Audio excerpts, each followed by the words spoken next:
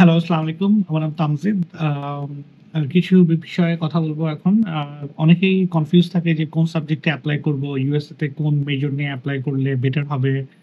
পরবর্তীতে যারা H-1B ভিসার জন্য এপ্লাই করবে গ্র্যাজুয়েশনের পরে। Um so you need to know about H-1B visa first. H-1B visa হচ্ছে গিয়ে যারা ইউএসএ তে গ্র্যাজুয়েশনের পরে আম জবের জন্য এপ্লাই করবা। তো এমপ্লয়ার তোমার জন্য একটা জায়গায় এমপ্লয়াররা তোমার জন্য H-1B ভিসার জন্য এপ্লাই করবে। এটা লটারির মাধ্যমে হয়। সাধারণত ১০০ জনের ৭ জন পায়। আরেকটা ওয়ে আছে কিছু এমপ্লয়ার H-1B ভিসার বদলে EB-2 ভিসার জন্য এপ্লাই করে দেয়। যেটাতে অলমোস্ট গ্যারান্টিড যে তোমরা জব যদি পেয়ে যাও আর এমপ্লয়ার যদি তোমার কাজ যদি পছন্দ করে, তাহলে তোমার জন্য EB-2 এর জন্য ভিসার জন্য এপ্লাই করে দিবে, তুমি গ্রিন কার্ড পেয়ে যাবা। সো নাও কিছু সাবজেক্ট আছে যেটা ইউএসএ তে খুবই ডিমান্ডিং রাইট নাও। আ একটা হচ্ছে কম্পিউটার সায়েন্স। কম্পিউটার সায়েন্সের আন্ডারে যেরকম সাইবার সিকিউরিটি থাকে খুবই ডিমান্ডিং রাইট নাও। সাইবার সিকিউরিটিতে এখন লোকজনের অনেক অভাব। এরপরে তোমার সায়েন্স, ডেটা সায়েন্স যদিও কম্পিউটার সায়েন্স ডিপার্টমেন্টের আন্ডারে না, এটা ম্যাথমেটিক্স ডিপার্টমেন্টের আন্ডারে। যারা ম্যাথসে ভালো, স্পেশালি স্ট্যাটিস্টিক্স, কিছু প্রোগ্রামিং থাকে, তারা ডেটা সায়েন্সে যেতে পারো। So cyber security, data science. আর software developer, it's a good subject as well. Machine learning, then subjects like that. These are very demanding. তারপর হেলথ রিলেটেড ফিল্ডস এর ভিতরে নার্সিং এর অনেক চাহিদা এখন। নার্সের অনেক অভাব ইউএসএ তে। হেলথ কেয়ার প্রোভাইডার্স বেসিক্যালি, কারণ এখন আমেরিকাতে ওই বেবি বুমার্স যেটাকে বলে আরকি, বয়স্কদের সংখ্যা বেশি। সো যারা আর এখন যেহেতু মানুষ বেশি দিন বাঁচেও, এদের নার্সের প্রয়োজন পড়ে। সো আ নার্সিং ফিল্ডে আ তোমরা পড়াশোনা করতে পারো। নার্সদের অবস্থান হচ্ছে ডাক্তারদের পরপরই। এখানে ৪ বছর ব্যাচেলার্সে নার্সিং পড়ে তারপরে আম তুমি যেটা করতে পারো যে ওই রেজিস্টার্ড নার্সের জন্য লাইসেন্সের জন্য এক্সাম দিতে হয়। তারপরে you can become a registered nurse and work in a hospital. এখানে একটা সুবিধা আছে, যদি তোমরা পাবলিক কোনো হসপিটাল মানে পাবলিক হসপিটালে যদি জব পাও, তাহলে লটারি হবে না। Without lottery you will get you know you will be eligible for H-1B visa and you will quickly get a green card. So nursing গেল। হেলথ রিলেটেড আরো সাবজেক্ট আছে। I'm not gonna get into more details, but nursing is one of the majors. Business studies থেকে business analytics, supply chain management, তারপরে এই ২ টা subject is very important from business studies. Just regular MBA is good, but business analytics is going to be much better because এটাতে business analytics basically business data নিয়ে কাজ করবে আরকি। আর data analysis, data analytics অ্যানালিস্টদের অনেক job opportunity এখানে। যদি এই ফিল্ডে যেতেই চাও, তাহলে অবশ্যই কিছু গুগলের কিছু কোর্স আছে, পাইথনের কিছু কোর্স আছে, ওই যে আইবিএম থেকে কোর্স আছে, পাইথনের কোর্স আছে। এগুলি যদি থাকে পাশাপাশি, মানে মাস্টার্স ডিগ্রির সাথে, তাহলে জব পেতে সুবিধা হবে, কুইকলি জব পেয়ে যাবা।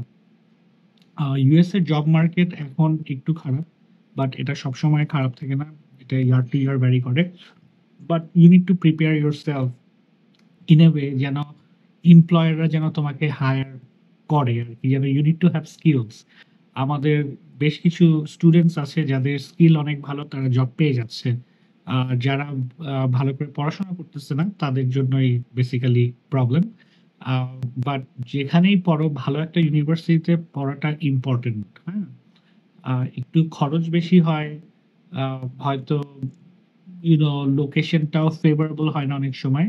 বাট যদি ভালো একটা ইউনিভার্সিটি থেকে বের হতে পারো, ইটস লাইক দিস, যে যারা ঢাকা ইউনিভার্সিটি বুয়েট থেকে যারা পাশ করে বের হয়ে যাচ্ছে, তারা ইউজুয়ালি কুইকলি জব পেয়ে যায়। আর অন্যান্য ইউনিভার্সিটির কথা বললাম না। প্রাইভেট ইউনিভার্সিটি গুলো ভালো আছে, বাট অলওয়েজ বেটার ইউনিভার্সিটি থেকে বের হলে your employability is always better.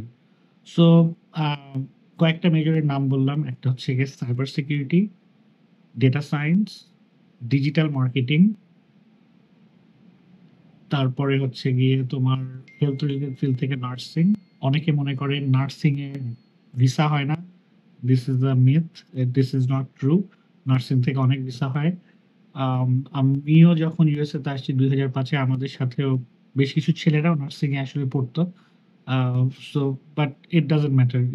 You could be a guy and study nursing. It's not nursing is not only it's not only for women. Men can also study, go for nursing. আম তারপরে nursing আমি একটা উদাহরণ বলি। আমার একটা roommate আছে আরকি এখন। সে থাকে ফ্লোরিডাতে, বাট আমি থাকি তো ওহাইওতে। সো ওহাইওতে নার্সের একটা ইউ নো আ অভাব, রাইট? সো সে ফ্লোরিডা থেকে এখানে এসে কাজ করতেছে। মানে মুভ করছে আরকি। বাট এটা কন্ট্রাকচুয়াল জব, বাট রাতের জব। রাতে নার্সরা কম কাজ করে। রাতের জবগুলোতে অনেকেই বেশিরভাগই রাতে কাজ করতে চায় না। But as an international student যখন তুমি আসবে তখন um, whatever you can get, you should do it. This is what I think. যেন তোমাদের এখানে থাকারও একটা ব্যবস্থা হয়ে যায়। সো এটা একটা গেল। আর বিজনেস স্টাডিজ থেকে তো বললাম, বিজনেস অ্যানালিটিক্স। সব ইউনিভার্সিটির বিজনেস অ্যানালিটিক্স এর প্রোগ্রাম ভালো না। ভালো কিছু ভালো ইউনিভার্সিটির প্রোগ্রামগুলো ভালো হয়, বাট পড়াশোনাটাও কঠিন হয়।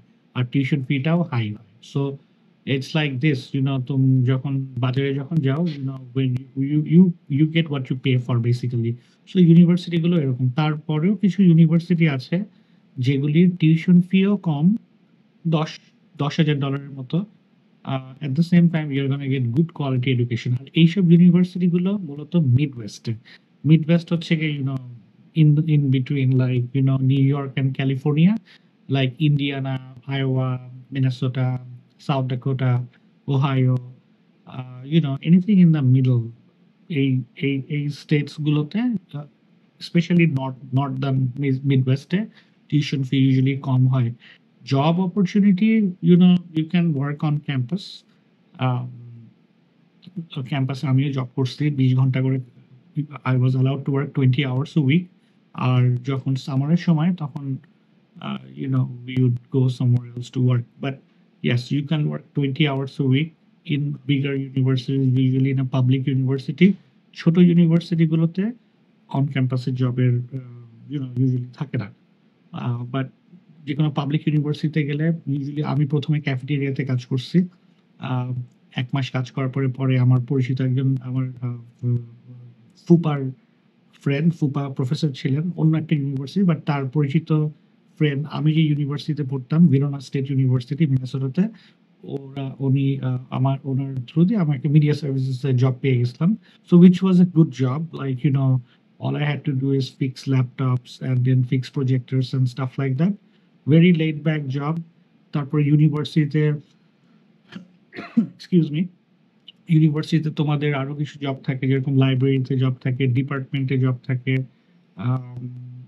তারপরে অনেক সময় যেমন আমার আরেকটা ইউনিভার্সিটিতে আমি ট্রান্সফার হয়ে গেছিলাম লাস্টের দিকে, এটা হচ্ছে university of আরকানসা in pine bluff. ওখানে কম্পিউটার সায়েন্স ডিপার্টমেন্টের যে আমাদের যে প্রফেসর ছিল সে বিভিন্ন গ্র্যান্ট আনতো। সো ওখানে আমি ল্যাবে কাজ করছি। আহ, তো তোমার সাথে যদি প্রফেসরদের ভালো সম্পর্ক থাকে, আর যদি এমন প্রফেসরের সম্পর্ক থাকে যারা গ্র্যান্ট আনে বিভিন্ন, ওদের আন্ডারেও তোমরা কাজ করতে পারো। It's just you just have to be connected with the university, then you will not have any problem finding a job. আর তারপরেও যারা কষ্ট করতে চায় না, কারণ ভালো ইউনিভার্সিটিতে পড়তে গেলে বাংলাদেশ থেকে একটা ভালো সাপোর্ট লাগে। যদি ওইটা না থাকে তখন ইউনিভার্সিটি আছে যেখানে $6,500 ইয়ারলি টিউশন ফি। বাট ইউনিভার্সিটিগুলো ইউজুয়ালি ছোট ইউনিভার্সিটি অনেক। আর ওইসব ইউনিভার্সিটিগুলো তো সাধারণত সিটিতে হয়। আর জবের অপরচুনিটির অভাব হয় না। সো আর পড়াশোনার চাপও কম। সো ওইটারও অপশন আছে। So don't worry about like আমেরিকায় পড়াশোনা করতে আসবা, টিউশন ফি পে করতে পারবা কি পারবা না। I don't think you should worry about that. Whatever your goal is, you can manage it somehow. USA এমন একটা দেশ, এখানে ওই ইউরোপের মতো ওরকম প্রবলেম হয় না। যদি একবার আসতে পারো, you will find a way to pay your tuition and everything. You will, on campus, off campus জবের ব্যবস্থা আছে, ওয়ার্ক পারমিটও দিয়ে দেয়। একটা সার্টেন টাইমের পরে কিছু রিকোয়ারমেন্ট আছে, ওগুলি ফুলফিল করতে হয়।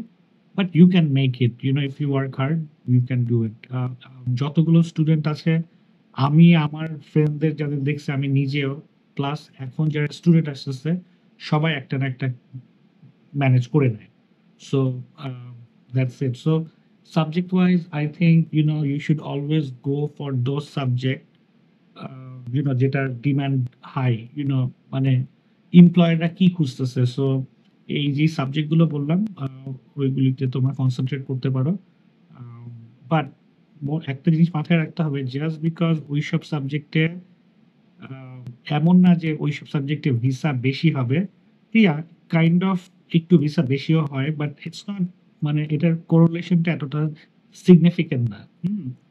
তো সাবজেক্ট চুজিং এর ক্ষেত্রে যেটা তোমার ব্যাকগ্রাউন্ডের সাথে যায়, আইদার একাডেমিক অর প্রফেশনাল। যদি প্রফেশনাল ব্যাকগ্রাউন্ড, যদি গ্র্যাজুয়েশনের পরে যদি বেশ কিছুদিন যদি কাজ করে থাকো, তাহলে I think you should go with a subject that is relevant to your work.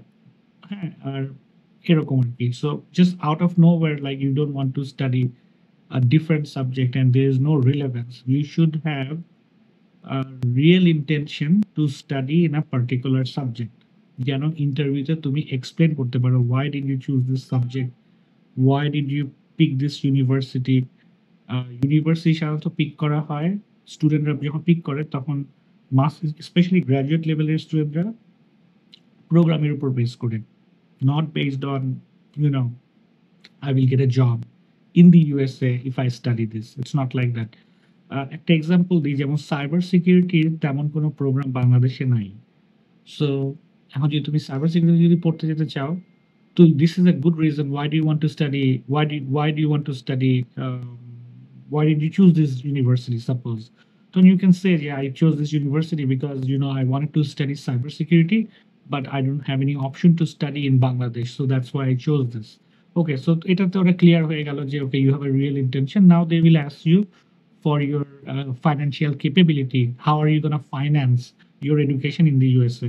So as long as you have a logical answer, and you need to have certain kind of personality, যেটাতে you know they need to like you and they also need to, what do you call, trust you. So এইগুলি থাকলে usually visa হয়ে যায়। যারা strong candidate, strong বলতে academic background যাদের ভালো, professional background থেকে শুরু করে কথাবার্তা ভালো বলে, তাদের ইউজুয়ালি ভিসা হয়ে যায়, লাইক 80% চান্স, 80 to 90% চান্স। যারা একটু উইক, তাদের, আমার প্রতি তাদের রিকমেন্ডেশন থাকবে যে ইংলিশটা ভালো করে প্র্যাকটিস করতে, এবং যেই প্রোগ্রামে পড়তে যেতে চাও ওই প্রোগ্রাম সম্পর্কে যেন ভালো আইডিয়া থাকে, এবং ইউনিভার্সিটি সম্পর্কে যেন একটা ভালো আইডিয়া থাকে। যদি মাল্টিপল ইউনিভার্সিটিতে যদি অ্যাপ্লাই করো, প্রতিটা ইউনিভার্সিটির প্রোগ্রামগুলো দেখে কম্পেয়ার করে যেইটা নিয়ে যে ইউনিভার্সিটি নিয়ে দাঁড়াবা, ওইটা তখন ইন্টারভিউর সময় যেন বলতে পারো, কম্পেয়ার করবা যে আমি এতগুলো ইউনিভার্সিটিতে অ্যাপ্লাই করছি, বাট তারপরে আমি এই ইউনিভার্সিটিতে যেতে চাই কারণ এই ইউনিভার্সিটির প্রোগ্রামটা এইরকম। অনেকে অ্যান্সার দেয় এরকম যে এই ইউনিভার্সিটি আমাকে ভালো ফ্যাসিলিটি দিবে। এই ফ্যাসিলিটি কি ভালো দিবে, এটা ভেগ একটা অ্যান্সার। এরকম অ্যান্সার না দেওয়াই, মানে না দেওয়া, দিবা না আর কি, basically to the point answer হতে হবে। সো ফল সেমিস্টার আসতেছে within few months, prepare your self, যেন ইন্টারভিউটা যেন বেস্ট হয় তোমাদের। ইন্টারভিউটা খুবই ইম্পর্টেন্ট, ইউনিভার্সিটিও যেরকম ইম্পর্টেন্ট, ইন্টারভিউটা ইম্পর্টেন্ট। আরেকটা জিনিস হচ্ছে কমন ইউনিভার্সিটি, যেটা ভিসা অফিসাররা পছন্দ করে না যখন একটা স্টুডেন্ট একই ইউনিভার্সিটি, যেমন লামার ইউনিভার্সিটি নিয়ে ভিসা অফিসার দেখলো লামার নিয়ে 10 জন স্টুডেন্ট দাঁড়াচ্ছে একটার পর একটা, তখন visa officer basically they get tired of it and they don't like, they get annoyed. So you don't want to annoy the visa officer. Sometimes visa officer already annoyed হয়ে থাকে, হয়তো প্রিভিয়াস কোনো applicant এমন কিছু বলছে, he got pissed off. So ওই সময় then you will be unlucky, right? Sometimes it happens. So এইসব ব্যাপারগুলো আর কি important. So pick your major based on your background, professional background, and I'm sure you can somehow relate your professional background with one of those majors that are in high demand. যেন এখানে আসার পরে একটা ভালো জবে যেন তোমরা ঢুকে H1B ভিসার অপশন আছে, EB2 এর অপশন আছে, EB3 এর অপশন আছে, একটা না একটা ওয়ে বের হয়ে যায়। আসলে অনেকগুলো এখানে অপশন আছে। অ্যান্ড ইউএসএ তে লোকজনের প্রয়োজন, এটা এখানে একটা ট্রেন্ড দেখা যাচ্ছে গত ১০-১২ বছরের। And without immigrants they can't do it. আর ট্রাম্প যে আসছে, ইন্টারন্যাশনাল স্টুডেন্ট থেকে একটা হিউজ একটা ইনকাম হয় ইউএস এর। এইটা they need it basically. The university needs the international students, also the country needs it. So মানে prepare yourself that way, যেন তোমাদের ইন্টারভিউটা যেন ভালো হয়। এতে করে তোমাদের ভিসার অ্যাপ্রুভালের চান্সটা অনেক বেড়ে যাবে। Hopefully this will help you with preparing for your interview. Thank you.